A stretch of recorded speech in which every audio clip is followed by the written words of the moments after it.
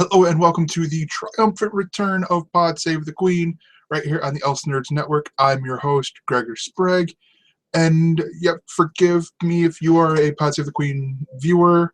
I've been off because I haven't been watching a lot of British TV, but that could be attributed to the fact that I've been busy doing other things, and there hasn't been a lot of British television that intrigued me enough to say, I want to talk about this with you. But that all has changed with 3 shows. The return of Moone Boy, Series 3 of Moone Boy, which has just wrapped up on Monday on Sky One and Sky One HD. Excuse me, had a burp. It's inevitable when you're the only one doing this. But and then 2 new shows. One of them is a spinoff. The spinoff is from Gadget Man on Channel 4. Now you have Travel Man 48 Hours In, ... And the new show called Raised by Wolves. And I'm going to start with Raised by Wolves. This show, it came out as a pilot a while back ago. Excuse me while I adjust my camera.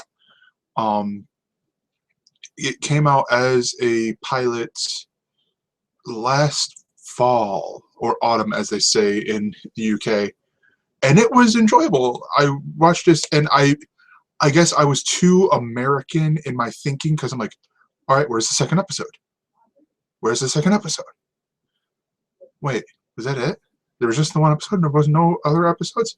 But I'm guessing, and I haven't dove into this or talked to my British friends, but Britain, with a lot of TV, what they will do is air a pilot, and if the ratings do well enough, they will commission a full series of the show where it'll continue on after said pilot.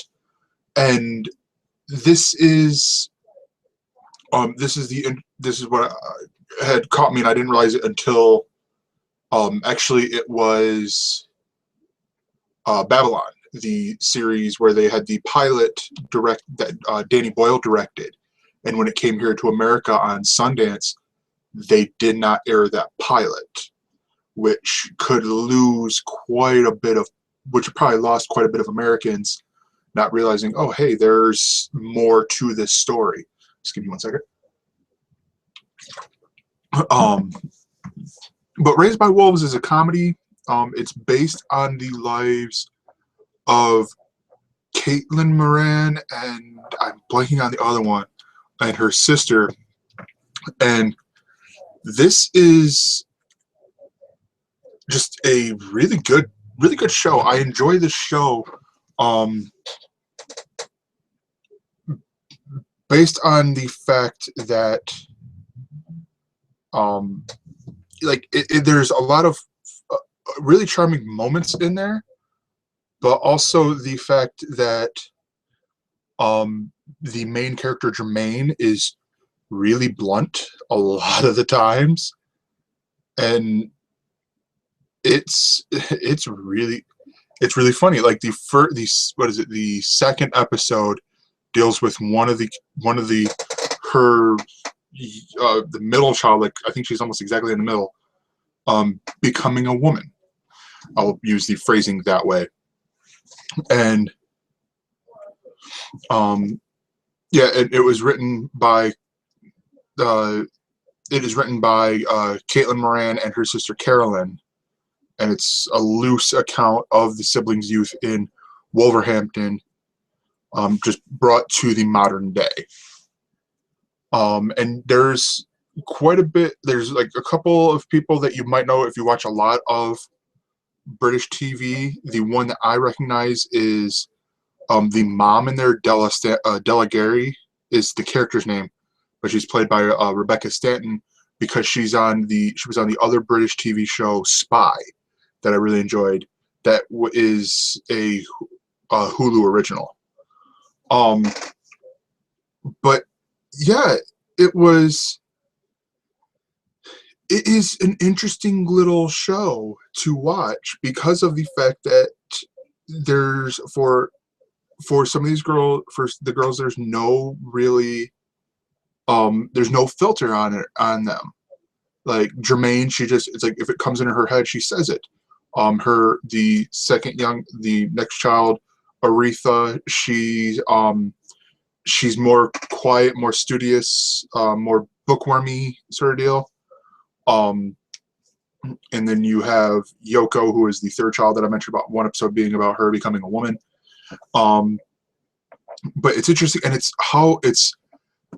you could almost compare this to Malcolm in the Middle in a way, with the bluntness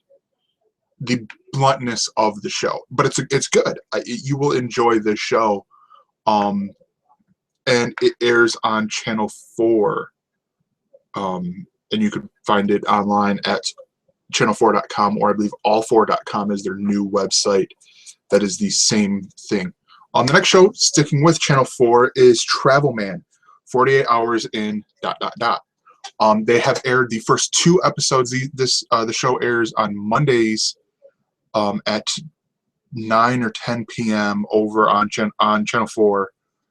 And this is a travel show. It is hosted by Richard Iowati, and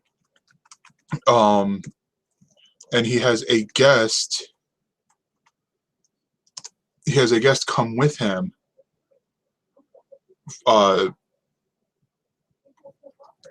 In each episode, like the first episode was, oh gosh, I'm blanking on her name now. It was Kathy something. I'm blanking on it. I'm sorry. But she's a British actress and a comedian, I believe. And they went to Barcelona in Spain for a weekend. And basically, it's sort of like if you watch the American show on Esquire, The Getaway. It's a very similar to that, except there's a constant person going with there, and it's generally in Europe that they are going to, and they tell you how you could do these little holidays or these little trips on the cheap. Like I believe they said you could do the Barcelona trip for I think maybe about £200, and I think they did it with doing some more luxury stuff for close to £500. Get a calculator to translate that to American, but I'm taking their word for it. And they did some interesting. They showed some interesting stuff. But the second episode, which I watched just before doing this, had Adam Hills on there, and they went to Istanbul, Turkey, and they get into some of the history of Turkey or of the place that they're in, but not too much. I think probably along the lines of 3 Sheets on the old show 3 Sheets that I watched, that was on that one HD channel, HDNet, I want to say is what it was. Where he would, as the host is getting drunk, he's giving you facts about the beer or about the place and stuff like that. And they're doing that too, but they're not really just getting drunk. It's like it's very similar in how Anthony Bourdain does his shows, except on a geeky perspective, which I enjoy. This is a really enjoyable show.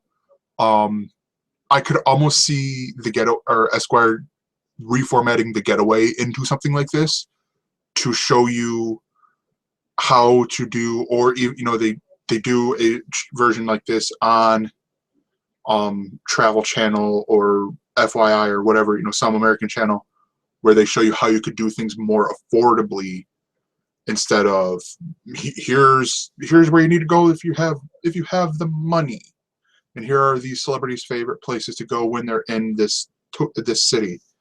But no, it's an interesting show. I thoroughly enjoyed it. It got me at first with the fact that it was Richard Iowati, and it was him basically being, I want to say, his character from Gadget Man, but then bring it over into travel. But I don't know, it's enjoyable. Check it out. It airs Mondays on Channel 4. They have an episode the next day on Channel 4 or channel4.com. But the third show, oh boy, I have been waiting to talk about this show on Pod Save the Queen. And actually, if I had and it was just by chance that I came across that. Oh, hey, there's new episodes out, and this is Moone Boy. This is a show that I fell in love with the instant it came out. Like, actually, I believe I even talked about this on the first episode. But from watching series 3, I have not laughed consistently over something in my entire life. And it's so hilarious. They just had their third series wrap up, and they're working on an American version for ABC. You should see a pilot for it, unless they pass, in which they got to pay money, because it's a put pilot, and according to Wikipedia, you will see a pilot. You might not see a full series, but there's better chances of it or whatever. But the show, oh my gosh, it's now 1992. The first episode, the first or second episode, has Sharon Horgan in there, from who I talked about in Catastrophe, playing a character called Sharon Horgan, who is basically Liam Moone's ex-girlfriend. And there's just some funny things. The boys are hilarious in there. Porrick and Martin Moon are hilarious. It's funny to see them in the same episode, because you have the parents going off to actually, I don't think they say the name of the town, to vacation. Actually, for a second honeymoon, because it's their 20th wedding anniversary, and they're taking Martin, because he's the only boy, to stay with his uncle in Dublin, so he can have some male influence, some more, like, just have some bro time, get away from all the ladies and have some guy time with him and his uncle. And he brings along Porrick, because Porrick is his best friend. And they are so confused. They make mentions all the time of, oh, we're going to go see Broadway, or we have to hit Route 56 or Route 66, or we have to hit Stonehenge, or we have to hit basically all the landmarks from around the world, all the big popular landmarks from around the world here in Dublin. And every time there's like a guy named Bono in there, and they're like, from you too? It's like, no, it's a very common name here. And they're like, he's like, I'm very close to there's one where the character called Bono's like, I'm very close to the edge. See the kids just perk up like, what?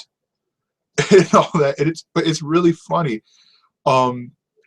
The 6th episode, the final episode of the series, they have Paul Rudd playing in here, and it's so good. It's so touching. And it hits so many moments or emotions for you in this one 30-minute episode. You have where at one point you are laughing hysterically over a joke. The next minute, it's super sad, with Martin's grandpa passing, sort of deal. And you're like, wow, this is a great show to take you through such an emotional roller coaster. And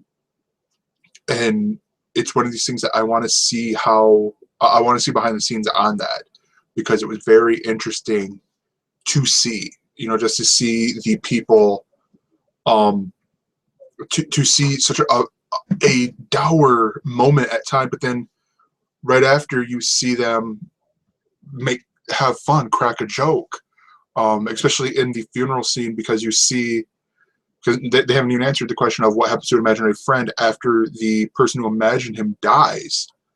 And so you see the priest in there giving the eulogy for the grandpa, and then you have Sean Murphy giving the eulogy for his imaginary friend, and it's very touching. And then you see in the background, there's the imaginary friend. There's grandpa's imaginary friend, and they're like, oh, so that's what a ghost is. A ghost is an imaginary friend who just wandering around, who has no owner anymore. I'm like, that's, I guess, one way to take it. All right.